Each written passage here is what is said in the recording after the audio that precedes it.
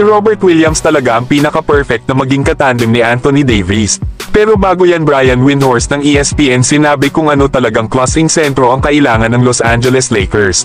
Yung tipo na sentro na kayang mapalakas ang kanilang kupunan at matulungan si Anthony Davis. Sa ngayon kasi ay interesado itong Los Angeles Lakers sa dalawang mga European big man na sila Nikola Vucevic at Jonas Valanciunas. Bagamat parehas nga daw ang dalawang players na ito na mga offensive players, ay liability naman daw ang mga ito pagdating sa kanilang depensa.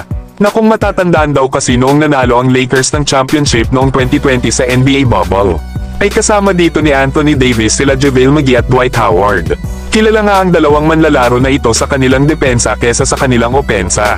Nasa high level nga parehas ang kanilang pagiging rim protector at pagiging dominant sa paint. Kaya hindi daw maganda para sa Los Angeles Lakers na kunin itong sila Jonas Valanciunas at Nikola Vucevic. Dahil itong si Valanciunas ay hindi kayang makapag-switch.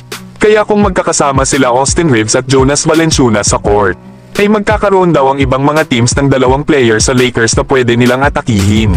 At ganun din daw para kay Nikola Vucevic na hindi magandang idea para maging isang defender. Kaya mas lalo lang daw na mahihirapan ang buhay nitong si Anthony Davis. Lalo at itong si Austin Reeves ay hindi isang mahusay na defender kasama pa ang maalinman kana Vucevic at Valanciunas. Ay mapiporse daw si Davis na magtrabaho ng sobra para sa kanilang defensive end. Kaya hindi magandang idea para sa Los Angeles Lakers na sayangin ang kanilang mga assets para sa isang player na hindi naman magagawang masolusyonan ang kanilang problema. Kaya ang magandang kunin ng Los Angeles Lakers ay itong si Robert Williams III ng Portland Trail Blazers.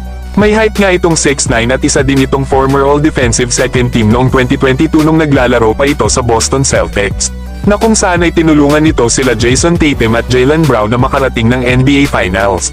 Kaso ay natalo nga lang sila laban sa mga kamay ng Golden State Warriors.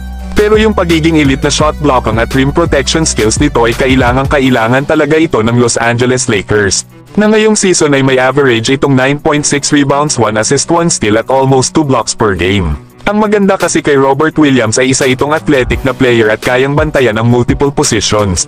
Bagay na bagay nga ito na makatandem ni Anthony Davis sa kanilang frontcourt kasama ni LeBron James, na panigurado na duduminahin nila ang paint kapag nagkataon. Sa ngayon ay nakafocus ang Portland Trail Blazers sa pag-trade kay Robert Williams kesa kana DeAndre Ayton na may max contract until sa 2026. Habang malabo naman trade ng Portland Trail Blazers ang kanilang rookie na si Donovan Clingan. Nabalak na ito na gawin nilang franchise center sa kanilang future. Kaya priority ng Portland ang development nito at masigurado ang kanyang playing time.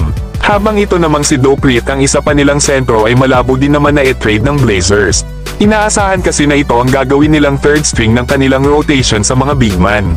Kaya itong si Robert Williams talaga ang trade ng Portland Trail Blazers dahil na rin sa injury history nito. Na para nga makuha ito ng Lakers si Robert Williams ay kailangan nilang ibigay sila Jared Vanderbilt at Cam Reddish. Pero para sa akin ay mas mainam kung si Rui Hachimura ang ibigay ng Lakers lalo at mas bagay ang laro ni Vando sa Lakers sa ngayon.